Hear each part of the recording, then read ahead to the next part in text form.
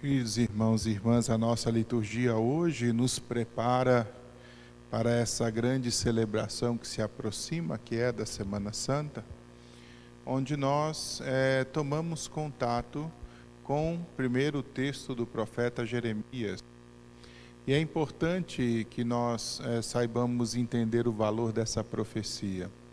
O Senhor vai estabelecer uma nova aliança, que não é mais uma aliança escrita na pedra ou escrita na tábua. O Senhor vai estabelecer uma aliança escrevendo no própria carne humana essa nova aliança que vem da parte de Deus. Um conhecimento que não vai vir mais de fora, que precisa ser ensinado, mas um conhecimento que brota desde dentro da experiência mesmo da comunhão do homem com Deus. Não vai ser mais necessário, diz o profeta Jeremias, ensinar às crianças o caminho de Deus, pois todos o conhecerão. Essa realidade que vê o profeta Jeremias, melhor que antevê, é a realidade justamente dessa nova aliança estabelecida por Jesus Cristo. Primeiro no grande dado da encarnação, porque a encarnação do Verbo é justamente já essa fusão da experiência divina com a experiência humana, com o objetivo concreto de santificação da nossa natureza. Depois, pela comunicação da graça que se dá por obra do Espírito Santo. É exatamente no período de Pentecostes, quando nós, purificados pelo fogo do Espírito, receberemos essa graça da presença de Deus em nós, que nos permitirá, a partir de agora como igreja, não mais seguir o Senhor a partir de premissas externas, mas através de uma voz interior que ilumina a nossa consciência e que move o nosso coração. A igreja é esse povo da nova aliança, antevista por Jeremias e confirmada agora em Jesus Cristo. É disso que trata justamente a explicação que faz a carta aos Hebreus, falando justamente da obra sacerdotal operada por Jesus Cristo, que nos garantiu a experiência da presença do Espírito Santo. Hoje nós vemos Jesus que recebe gregos para falar com ele. Exatamente para mostrar o quanto a experiência do seu sacrifício há de alargar também a proximidade da graça. Para nos lembrar hoje que a salvação não está destinada só a um único povo, a uma única nação, mas destinada sobretudo a todos aqueles que abrem o seu coração para o Senhor. Assim, é realizado esse processo, da promessa que Deus fez ao seu povo de realmente fazer de Jerusalém a luz de todas as nações a partir do sacrifício de Cristo na cruz. Olhando todo esse percurso que nós fizemos da Quaresma, convém refletir justamente o quanto nós temos de abertura e de generosidade para essa presença do Espírito Santo em nós. O Espírito fala ao nosso coração, mas é importante que nós tenhamos docilidade a esse Espírito. Um exemplo bonito que nós podemos colher da Sagrada Escritura é o exemplo do próprio Simeão, esse ancião que esperava a salvação de Israel e que na sua velhice ouviu do Espírito que não morreria antes de ver a salvação de Deus. Esse Espírito é aquele que move a vida de Simeão, tanto que o leva à experiência do templo para que ele pudesse ter a oportunidade de pegar Jesus nas mãos. Tem a salvação nas mãos. E a oração dele é tão bela porque estabelece justamente essa paz que existe entre ele e Deus, na medida em que ele diz: deixai agora o vosso servo ir em paz. Por quê? Porque os meus olhos viram a salvação, luz das nações e glória do teu povo Israel. Simeão está em paz com Deus, porque a salvação o alcança exatamente pela moção do Espírito Santo. Hoje nós somos chamados também a essa espera da salvação, do mesmo modo como Simeão. uma espera no Espírito.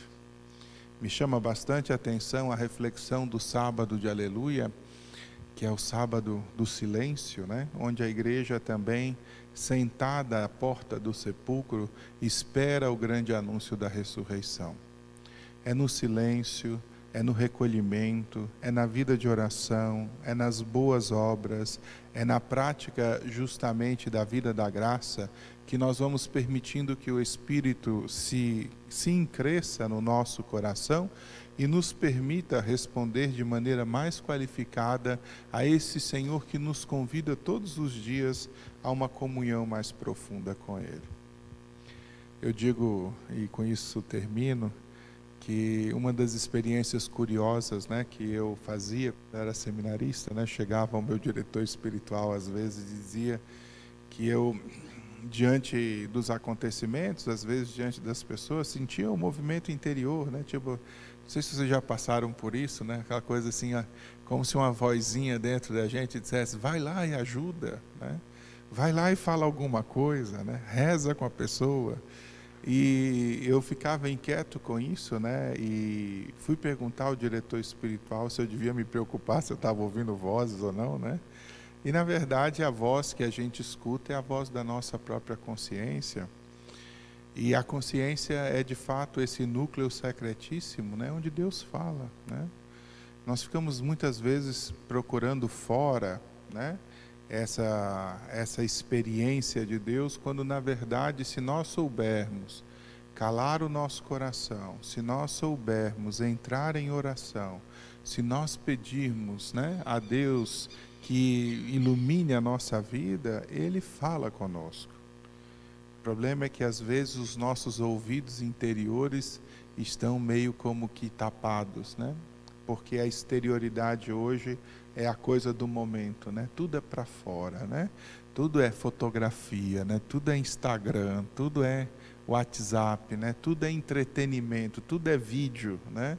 E de repente nós não encontramos mais tempo na nossa vida para silenciar, né? Para escutar a voz de Deus, para até fazer esse processo de interiorização, onde nós tomamos contato com a nossa própria verdade, né? Com a nossa própria realidade, com a nossa própria vida, né? Preocupa muito uma sociedade que não reflete, né? Preocupa muito uma sociedade que não medita, preocupa muito uma sociedade que não é capaz de introspecção, porque nos tornamos rasos, precipitados, né?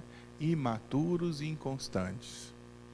Só há um verdadeiro crescimento na experiência da graça e só há um verdadeiro crescimento também na própria espiritualidade se nos tornamos capazes de nos silenciar diante desse mundo inteiro para escutar também aquilo que o Senhor tem para nos dizer no segredo.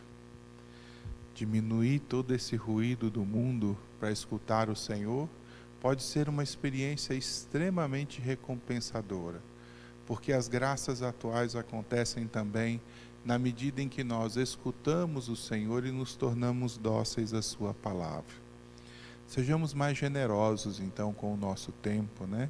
Aprendamos o recolhimento, né? Procuremos uma maior intimidade com Ele, porque com certeza Ele se deixa encontrar. A nova aliança, querida pelo profeta Jeremias, se dá justamente no homem temente a Deus, que aprende a acolher e a escutar o Espírito que fala não mais agora através das realidades exteriores, mas que fala dentro do nosso coração, dentro da nossa consciência, na nossa interioridade. Louvemos e agradeçamos a Deus, sobretudo, essa graça particular, né, de sermos essa realidade bela, né? Todos nós somos portadores de Deus, né? Porque Deus mora, habita em nós com essa presença tão potente que é a presença do Espírito Santo. Louvado seja nosso Senhor Jesus Cristo. Para sempre seja louvado. Creio em Deus Pai, Todo-Poderoso, Criador do céu e da terra, e em Jesus Cristo, seu